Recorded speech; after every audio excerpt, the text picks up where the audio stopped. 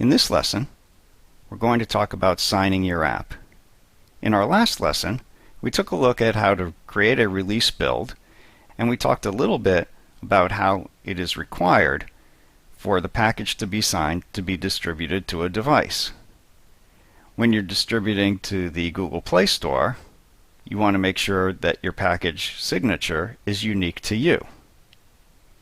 So we're going to take a look at how to create that key and sign the package. We're going to be using tools that are in the Android SDK. So we're not in Visual Studio anymore. We're in fact in that old-fashioned command line. The first thing we need to do is to create a private key. And the tool to do that is called Key Tool, and it's down in the Java JDK directory. And the command line, of course, is fairly extensive. We call Key Tool .exe with switches for generating a key with a version and a key store. And we're making up the key store name. In this case, I'm calling it VTC Key Store .keystore. The .keystore, of course, is required to be that. And we give it an alias. In this case, I'm calling it VTC Key.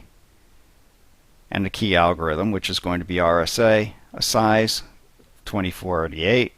It's obviously an encrypted key. And a validity in days. The Android store requires that the key not expire till 2033. 10,000 days ends up to meet that requirement.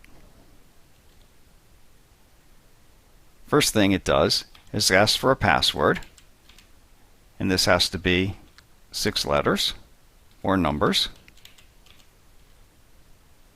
And then ask some more questions. Ask for your first and last name, the name of your organizational unit,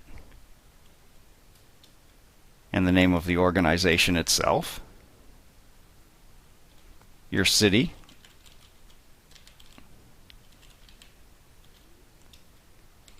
and your state. And then finally, a country code. It verifies that information, and it begins generating the key. Now you can enter a different password for the particular key, or you can use the same one that you used before.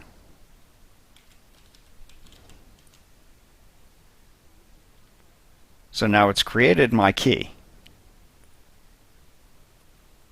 It cleverly stored it in that Java directory and named it as we requested.